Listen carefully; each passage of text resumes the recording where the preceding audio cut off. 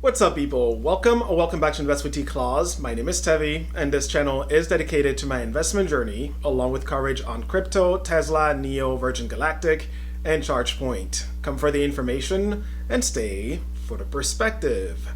So the last time we were on the topic of Virgin Galactic, there was enough uncertainty around the stock and the company that the only option for me at the time was to hold my position and wait for more details. The earning results are now out, and there was some interesting news shared during the call. Enough to once again convince me to pick a side. Which side?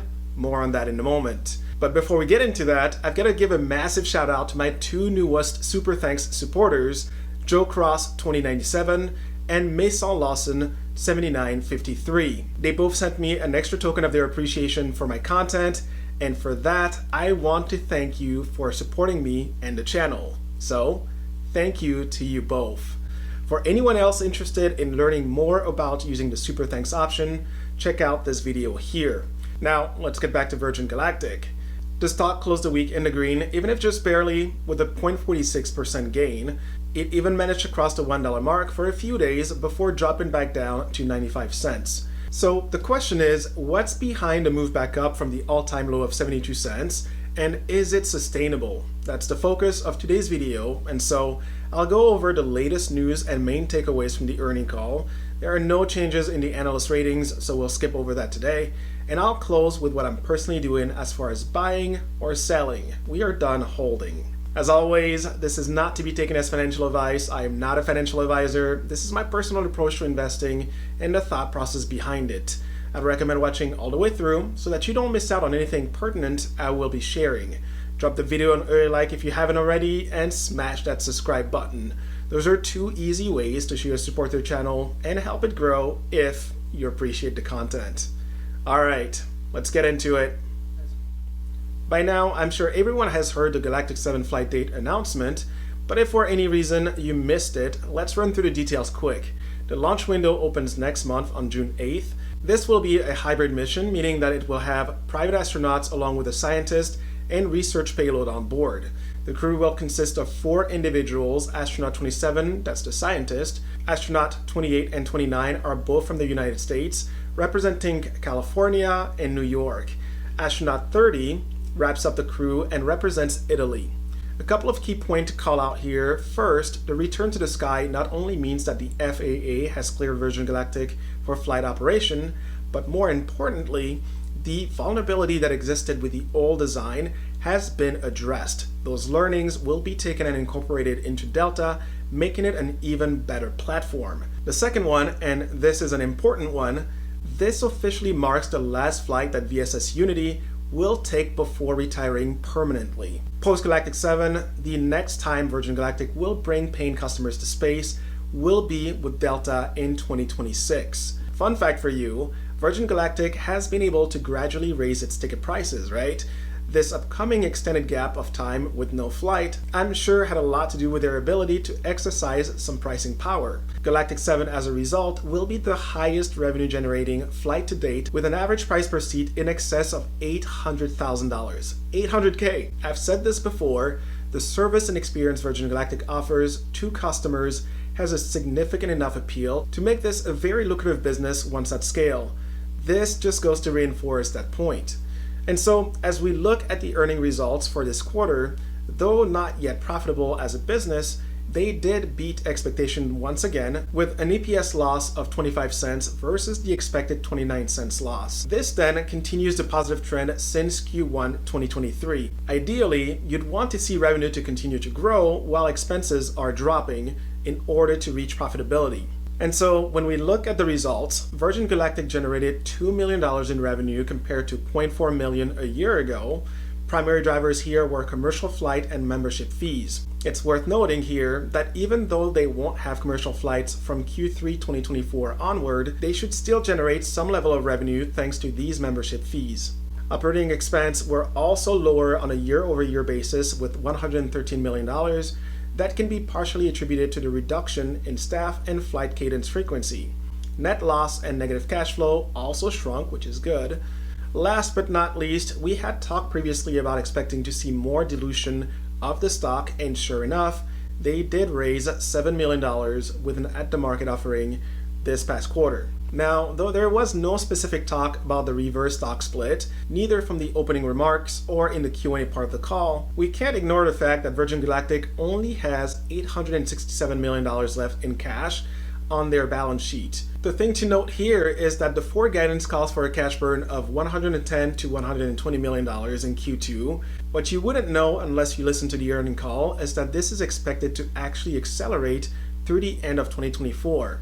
And that's because of the Delta assembly facility coming online, as well as testing of the first Delta prototypes utilizing the latest Iron Bird ground testing rig they've announced a few days ago. The reason I bring this up is that simple math tells you that the available cash only covers 7 quarters, which would take us to Q1 2026.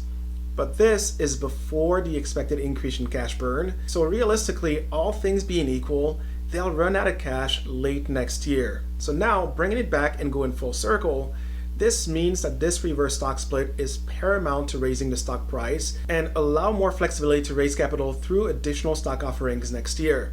That's how they get from where we are today to 2026 and commercial flight without going bankrupt. So investors beware, if you do decide to add to your position, be aware that more dilution is absolutely on the way. Last thing to touch on then, and this is kind of a big deal, they covered the unit economics around the revised plan.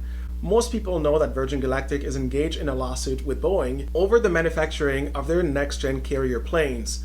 2 of them were previously expected to be delivered and enter service starting in 2026, in order for Virgin Galactic to scale. Well, that won't happen now because of this lawsuit, right? This, of course, left a lot of open questions on how exactly does Virgin Galactic scale and become profitable. Those concerns were addressed during the call. First off, Michael Cole-Glazer expressed pretty confidently that this lawsuit was immaterial to Virgin Galactic's ability to execute on the plan they have now laid out. If you recall, this is something that I had called out in my last video here. Nonetheless, it was great to hear him reinforce that point. Secondly, the development of the next-gen motherships will now be handled internally by Virgin Galactic, making them the master of their own destiny, and that is a good thing. Thirdly, thanks to all the data they have been able to collect over the past year, they now fully expect to be able to fly VMS Eve 3 times a week. That said, they are basing their projections on a more conservative 125 yearly flight rate once the 2 Delta ships enter service. The relevance here is that with 6 passengers on board and a ticket price of $600K, they are projecting a yearly revenue of nearly $500 million. In short, the unit economics make sense. And in case you didn't catch this would mean that they could fly up to 750 people to space each year, clearing their existing backlog relatively quickly. This is actually a big deal. And as I said earlier in the video, analyst ratings and price targets are unchanged, so we won't dwell on them. This then brings us to my personal take. With all things considered, what does this all mean to me? The last time we spoke, there was too much uncertainty for me to think about making a move, right? So I didn't do anything. That said, a couple of things have changed for me since then. Notably, the stock price has closed above $1 a few times since then.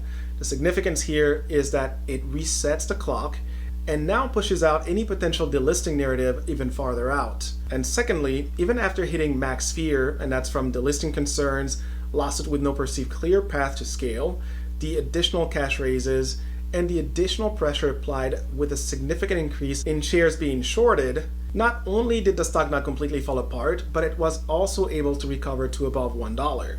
The key here is that the recovery and stabilization came on the back of the news around the Delta program. And so from this, I'm concluding that despite all of the uncertainty that exists and the long timeline to reach commercial flight with Delta, management still has line of sight to scaling this up. It's a narrow path, but they're not dead in the water. Success here will be highly dependent on Virgin Galactic's ability to execute on this plan, conserve resources, and be mindful of when and how they raise capital to bridge the gap. The bottom line, and to answer the question at the start of this video, I am personally back to being a buyer. I did add 250 shares at $1.02, but I have to stress this. Whatever capital I'm now allocating is with the absolute understanding that it could go to zero if they fail to deliver on Delta. And if that is not your mindset, it may be better to steer clear of this stock until they are farther along. The last thing I will say is this. For me, short of bankruptcy, there is nothing but upside here. The only reason I'm willing to stay on this ride and see this through is because I do believe in the company's mission and vision. In the end, Virgin Galactic has proven the concept and has done so reliably. That required a tremendous amount of rigor and execution. All that is left now is crossing the chasm and scale. Based on what I see today, I believe they have a chance to make it, and for me, that's good enough to stay on this ride. But on that note, that is it for me today. If you found value in my content and feel so inclined, super thanks are appreciated. Remember to click that like button and share with others who you think could also benefit from it. For my newcomers, subscribe, it's free, and don't forget to ring the notification bell so that you too can stay in the know. I'll be back on Sunday for my weekly video and possibly during the week for an extra one. Till then, you can keep up with me here on X for crypto and NFT related news. Thank you for watching, stay humble, hustle hard, and I'll see you in the next one.